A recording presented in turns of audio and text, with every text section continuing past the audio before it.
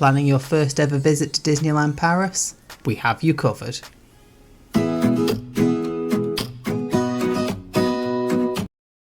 Hi everyone, it's Adam from AH Disney.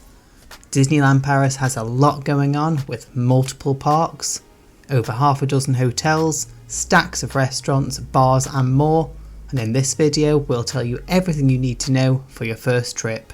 So let's dive right in. First up, how to get there. And there are several easy ways to get to Disneyland Paris. You can drive. Disneyland Paris is situated in Chessy and you will find free parking at the Disney hotels, as well as many of the nearby non-Disney hotels. If you're travelling from the UK in your car, it's around a 3-hour drive from the Eurotunnel in Calais to the Disneyland parks. Another option is you can take the Eurostar from London St Pancras station with a short stop in Lille, and this will take 3 to 4 hours depending on your train choice. You can fly, with Charles de Gaulle Airport being the nearest airport, and from there you can take a train direct to the Disneyland Paris train station.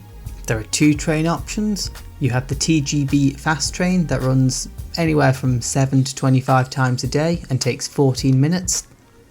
Or you can take other train options that will take around an hour and 10 minutes. There's also an option of getting a coach from the UK. This uses the Eurotunnel and can be a low cost option if you don't mind the slower travel time.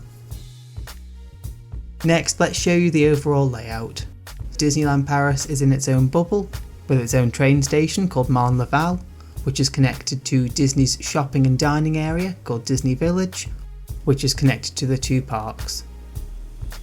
And the 2 theme parks are the main park called the Disneyland Park, where you will find Discoveryland, Frontierland, Fantasyland and Adventureland with amazing rides, shows and attractions.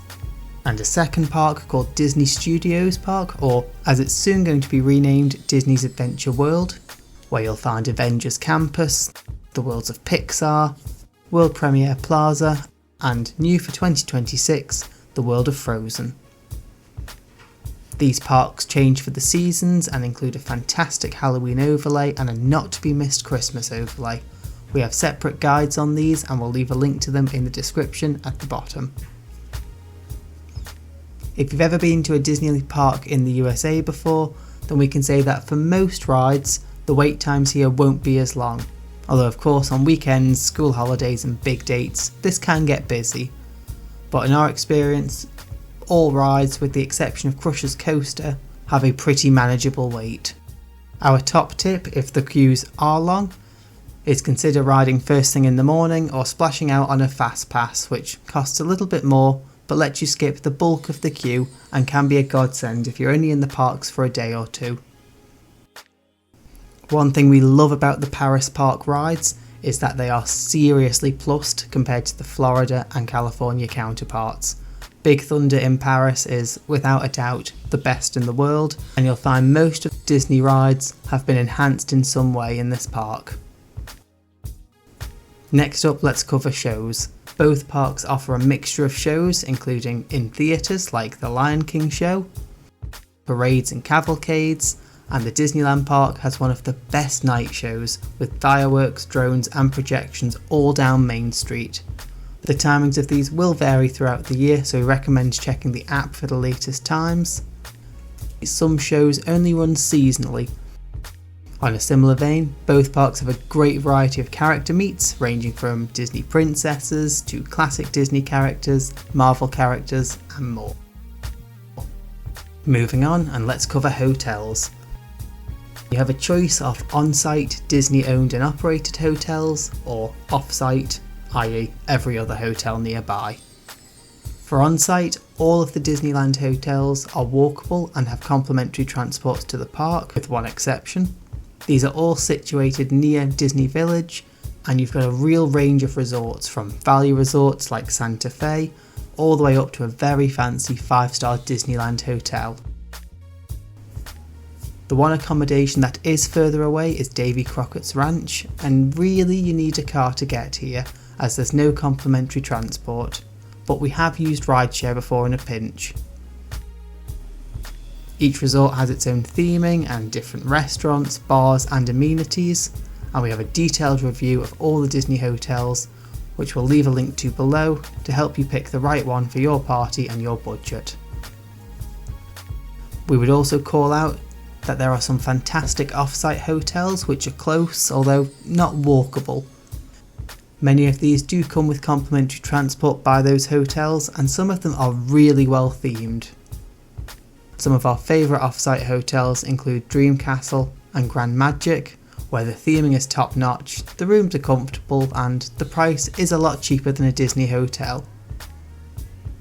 As a key call out, if you stay in Disney hotels and book through Disney, you get your park tickets included in your booking, whereas staying off-site means you'll need to buy those separately, so make sure you crunch the numbers when you're booking. Another perk of staying in a Disney hotel is you get access to the parks 1 hour before all other guests, which means you can get those big rides ticked off before the crowds, but whether that's worth it for you or worth it versus maybe just buying a few individual fast passes is down to you. Moving on, let's talk dining. Firstly, snacks. And there are many snack booths selling classic theme park snacks throughout the parks, so think popcorn, ice creams, shortbreads, drinks. In addition, throughout the year you'll find 2 food festivals running, Le Rendezvous Gourmand, which is the spring to autumn food festival, and the Livre Gourmand in winter.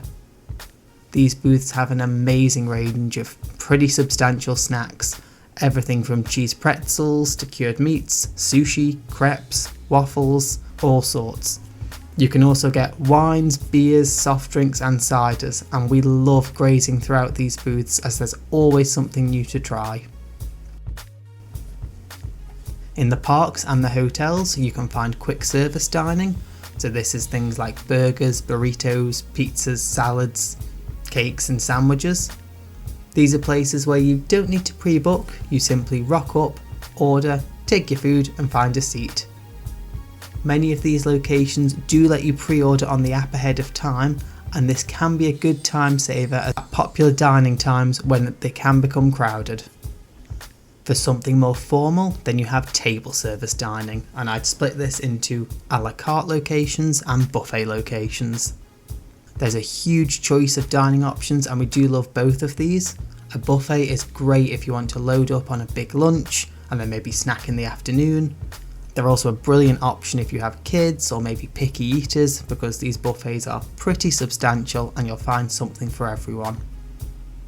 It's also worth noting that not all the buffets are the same. Whilst many will have a pretty standard base of food, you'll find different buffet locations will have different themed items. So for example in Pym Test Kitchen or Downtown you'll find Marvel themed desserts. Some of these buffet locations also offer character dining, where you can meet anyone from princesses to the classic Disney characters.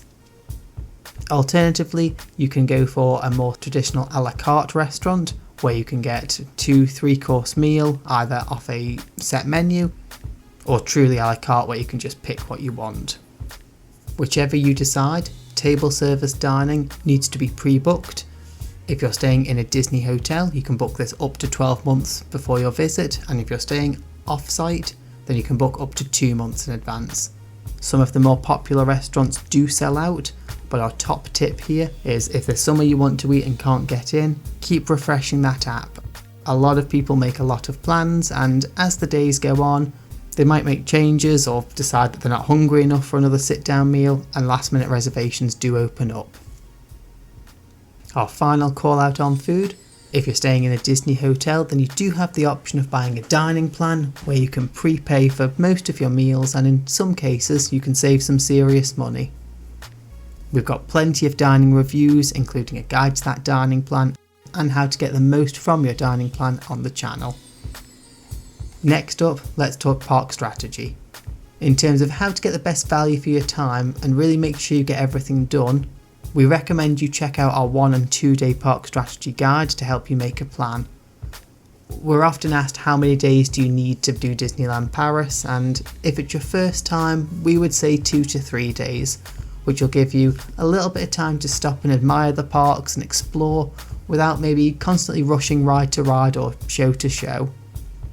we've visited many times, and I think it took us around 10 trips before we could honestly say we had truly done everything in both parks, all the rides, all the shows, shops, snacks, etc. So our top tip is don't visit expecting to do everything in one go, but make a list of your must-dos and tick them off. And that's another video done.